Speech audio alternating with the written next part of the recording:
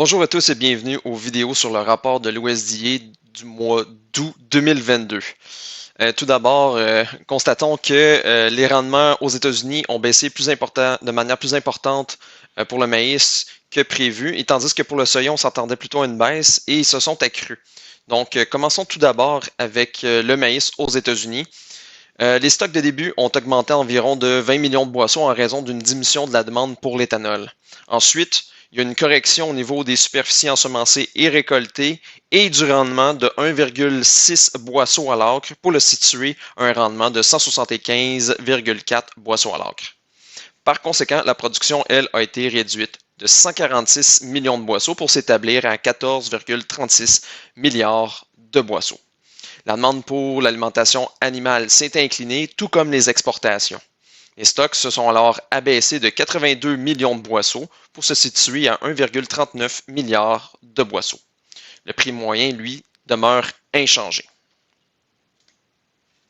Pour la production mondiale de maïs, elle a fléchi de 6,29 millions de tonnes en raison de la réduction de la récolte de 8 millions de tonnes en Union européenne due à la sécheresse, alors que la production s'est renforcée de 5 millions de tonnes en Ukraine grâce à des pluies qui sont tombées vers la fin de juillet. Les importations de l'Union européenne, elles, ont augmenté de 3 millions de tonnes et finalement, les stocks mondiaux, eux, ont diminué de 6,26 millions de tonnes. Pour le soya, les stocks de début aux États-Unis ont été redressés de 10 millions de boisseaux grâce à un ralentissement des exportations de l'année récolte précédente.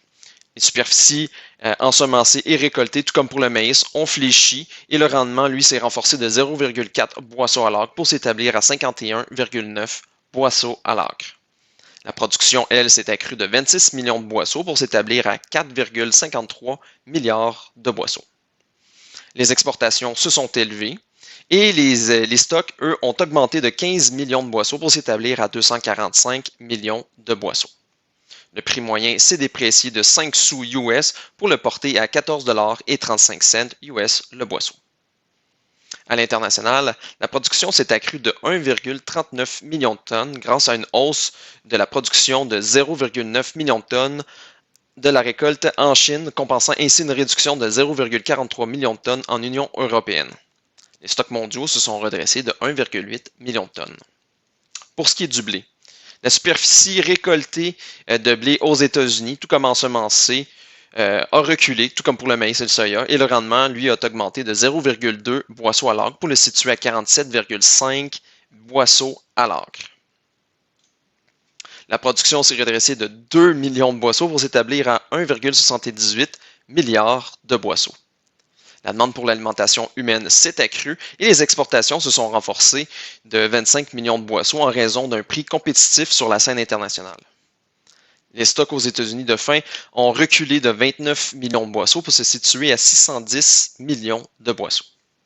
Le prix moyen a chuté de 1,25 US le boisseau, se situant à 9,25 US le boisseau, car les prix reçus par les producteurs jusqu'à présent ont été inférieurs aux attentes de l'USDA.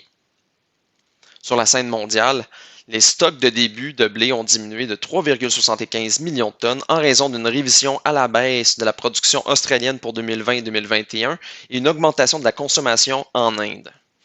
La production mondiale s'est redressée de 7,96 millions de tonnes grâce à une augmentation de 6,5 millions de tonnes en Russie, de 3 millions de tonnes en Australie, de 1 million de tonnes au Canada et de 3 millions de tonnes en Chine, ce qui a compensé la réduction de la récolte de 2 millions de tonnes en Union européenne et de 3 millions de tonnes en Inde.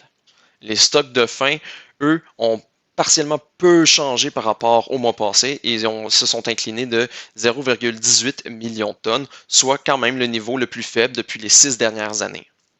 Ce fut un aperçu du rapport de l'USDA du mois d'août. J'espère que cela vous a plu. Si vous voulez en savoir davantage, je vous invite à consulter notre analyse complète sur notre site internet au www.pgq.ca. Je vous donne rendez-vous dans un mois pour l'édition du mois de septembre.